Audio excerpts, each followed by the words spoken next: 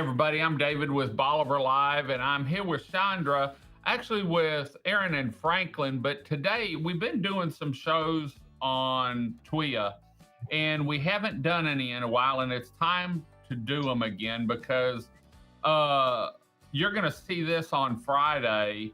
And actually on Tuesday, Chandra, y'all have your quarterly meeting.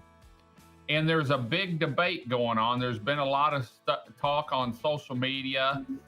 It's time to vote on rate increases for TWIA. And you and I were talking beforehand. Let's talk about first what's the most you've spent and what you have, to let people know on the biggest disaster so far what you've spent, and then what you have in reserves right now. Right. So the way the TWIA funding works is that we have catastrophe reserve funds. That's like our bank account. So every year when we have excess money, we put it in catastrophe reserve, and we have almost half a billion in there. So 400 something million. So that's our kind of our piggy bank. That's where we're starting to pay claims from. Right now we have about 25,000 claims that have been filed from Beryl, and we'll probably go through most of what's in catastrophe reserve, but I don't know that we're going to go the next tier of funding. The next tier of funding after that is the Class 1 public securities, which is $500 million, and then we go to a $500 million Class 1 assessments. So there's fund, and then it goes from there. And then the last tier is reinsurance, which we voted on in February. And the reinsurance, that number got really big, and that's what's kind of driving this premium, the feel that we need to have more premium. We increased the number of policies that we took over because a lot of people came out of the private market and got pushed into the TWIA. We also got the value of homes has gone up. So the dollar value of what we're insuring went up as well. So, but that's kind of also offset by every year, everybody, even if we don't take a rate increase, if we take a 0 rate increase like we did last year, you're still going to feel a rate increase because we have an increase, a rider that increases your cost every year based on the assessed value. So this year it's 13% is the average. So some people are going to get less, some going to get more, but everybody's going to go up based on their increased value of their home. So every year, TWIA is getting more money to cover what we have, even if we don't take a rate increase.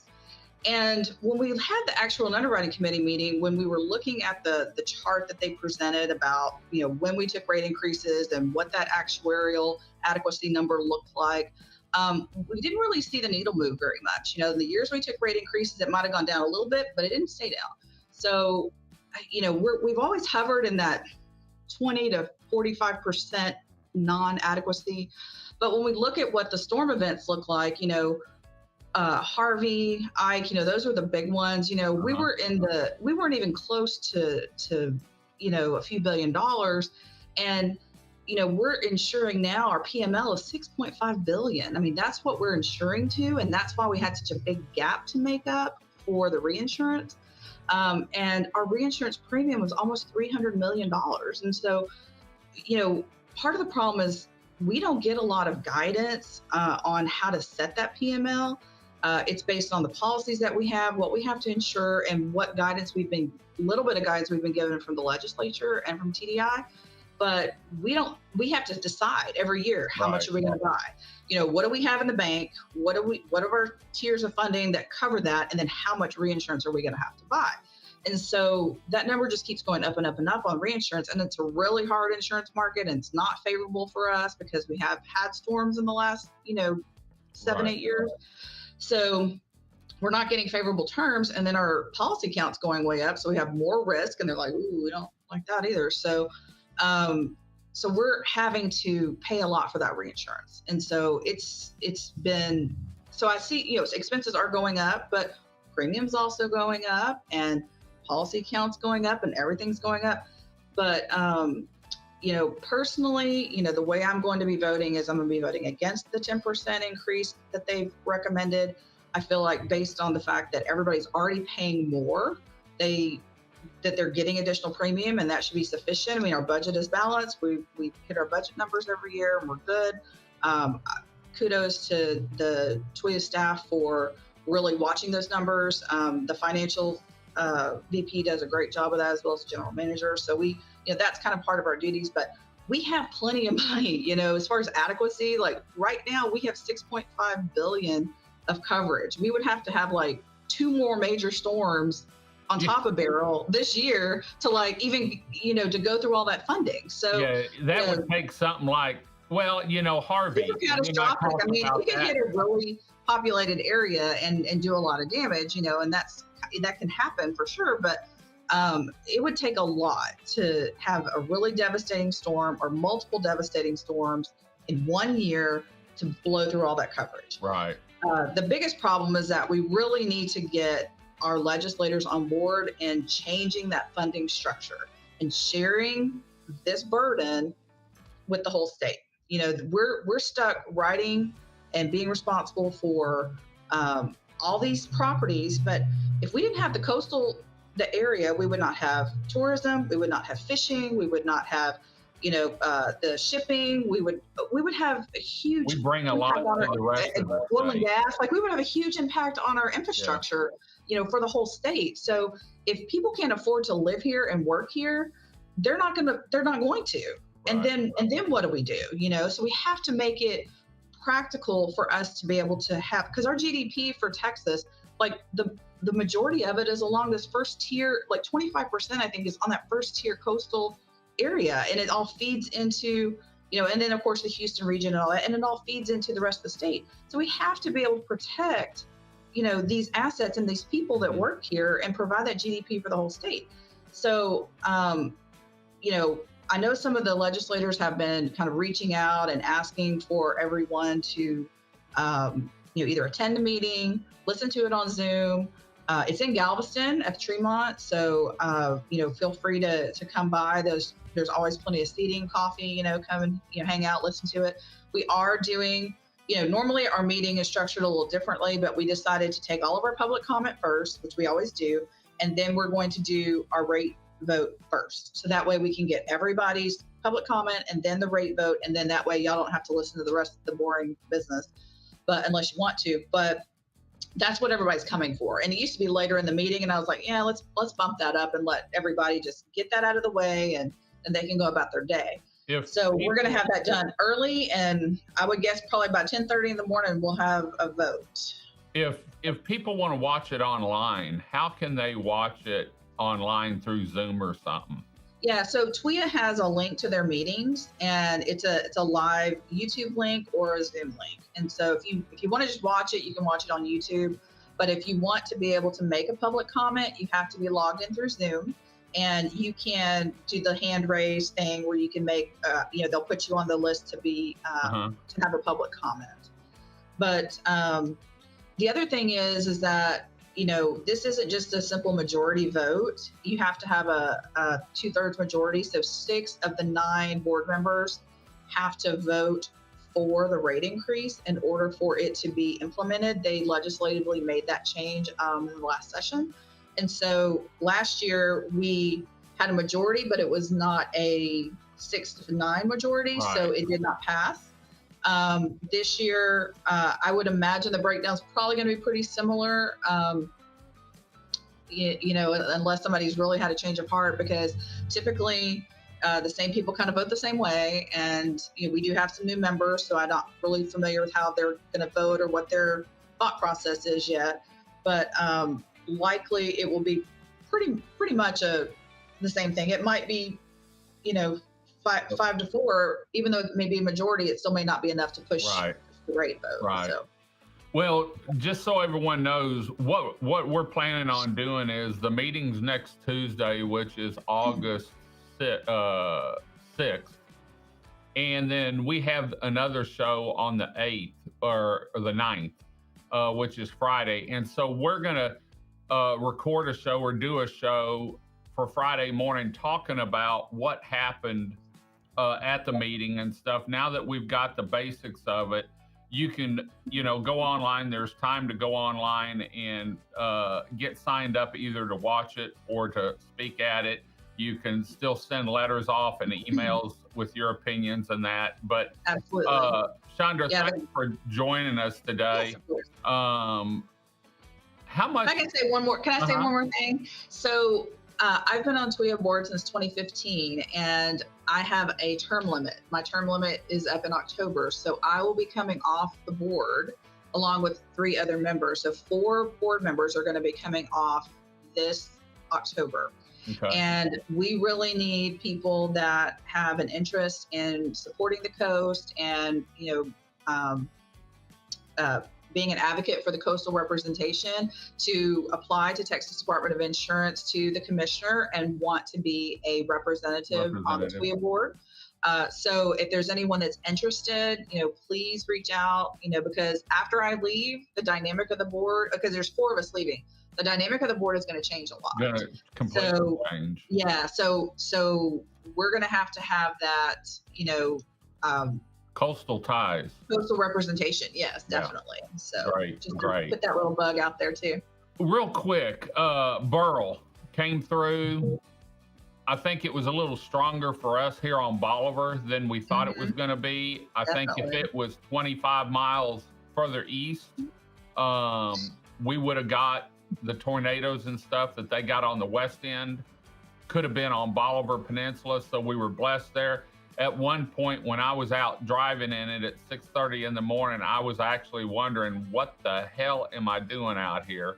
It seemed a lot stronger than they were saying it was to me. I mean, even inland, I live inland about 20 miles, and it seemed, I was like, this is not 60-mile-an-hour winds. This does not feel like, tropical force winds. It feels very much like a 2 to me, but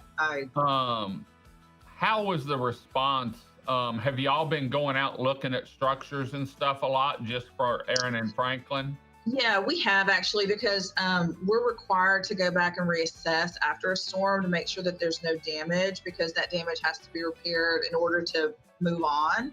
And so we've had to go out and do a lot of reassessments of structures. And good news is, I mean, we've seen a lot of shingle lifts, ridge caps, things like that, just those high, wind areas that are really hard to hold down. And we've seen, some seals broken on windows, things like that, where you've got that cloudiness, that fogginess, because that window's under so much stress that sometimes it breaks those seals on the inside. So if you see cloudiness, fogginess in your windows, you probably need to have your window replaced.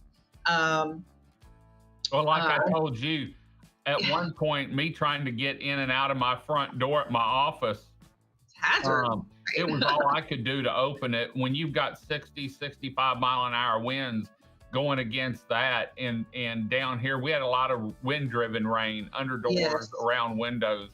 And so, well, knock on wood, hopefully we don't have to worry about that. I bought a Kessler wind gauge, handheld professional wind gauge, but it didn't come in until the Wednesday. It was supposed to have come in the Monday before. Yes. But it didn't come in until the Wednesday after the storm. Oh, wow. And it's just in the box. I haven't touched it. I haven't turned it on, undone the battery, because I figure if I don't need it, we're better off. Right? You're like, I don't want to know. It's still in the box. I haven't even pulled the tab off the battery that activates it. I'm just going to let it sit there, and hopefully I don't need it the rest of the year. And if I don't use it, that's $700 that I just invested in something for down the road. So. Yeah, we have had, I mean, they're predicting it's going to be an active storm season. That doesn't necessarily mean it's going to be active for us. So hopefully we've already gotten ours out of the way. Our test run, That's right. But I think everybody's more prepared now, because we had a lot of new people down here, and we did coverage from Sunday when everyone, we were coming off of 4th of July weekend, and so traffic was backed up for 20 miles probably getting out of here. But we had a lot of new homeowners down here over the last 3 years, because we really, since Laura, we really haven't had anything come close or anything. Right. And the amount of people that came up to me afterwards that sent me thank yous and that, because we don't have any news coverage down here. And right. Yeah. They didn't know what to expect. And I had some people that were calling me tripping out, and some people that probably should have paid a little more attention that really got caught, you know? Right. But you just don't understand it. And like at one point here, 87 was blocked and the ferry was down. So if you're here, you're stuck. There ain't no getting off. Helicopters can't fly. EMS can't do anything. All we can do is hunker down. And so I think it raised some awareness to some new people down here. Yeah, and I think, in May, we normally do, that's Hurricane Preparedness Month. And so in May, we try to put a lot of, we try to put a lot of information out related to being prepared for hurricanes and what that looks like. And because we don't want people to get caught, and just thinking of the basic stuff about, do I have medication, dog food, what's my plan? Where am I going to go? Just thinking through all those logistics. But Bolivar is kind of unique because of those exact things you just mentioned. Yep. You've got one way in and one way out on a road, and then you've got the ferry, and if that's down and there's water over the road, like you're kind of you're an island. You're there. Point. So you really have to think about logistically, like how can I self-sustain or how can I get out early and make those decisions that's best for you and your family. I mean, yeah, it was a 1 and it wasn't that bad, but it's only that bad if it doesn't affect you. We had like more inland. The biggest problem that we had was trees down. I mean, I have never seen this many trees down after a hurricane. Yeah. We had huge, big trees falling on houses, falling on garages, falling on cars, We've had a wet year too. Yeah, and it's been great. And last year was super, super dry, right? And so this year it's super, super wet. And so the soil's it got super dried out, and then it got hypersaturated, and all these trees just laid over. Yeah. So it's been really tough with the trees. And then we had the power issues because of all the trees down and everything. So we finally kind of got most of that behind us, thank goodness. But you really have to think, where am I and what are my hazards around me? What are the things that could potentially, damage my home? What things do I have to be prepared for? Is it flooding? Is it power outage? What things do I really have to be prepared for? And do that early. And it's still not too late to do that. I mean, like you said, we still have a lot of hurricane season left. Hurricane season doesn't end until November 30th. So we still have a lot of hurricane season left to go. Fortunately, we're kind of in the strongest part right now, August, and it'll get worse probably through about mid-September, and then it'll kind of start, dying down. So like 6 weeks or so, we're still kind of in the throes of it, but so it's not too late to get prepared. But I think we had that test run, and I think it woke a lot of people up. Yeah. So, well, we'll be back next week with the information on the TWIA meeting, going over any changes on anything, how the vote went, and y'all have a roof to fix. I heard from this morning. We had all that water last week. We had a few little roof leaks, and then this morning we came in and the part of the roof came down. So, well, we're going to head on out. Thanks for taking time to join us, and can't wait to talk about the meeting next week. Until next time. Sounds great. I'll be happy to give you a recap. Yep. I'm David with Bolivar Live. Y'all have a great day, great week. Come see us. God bless, and bye-bye.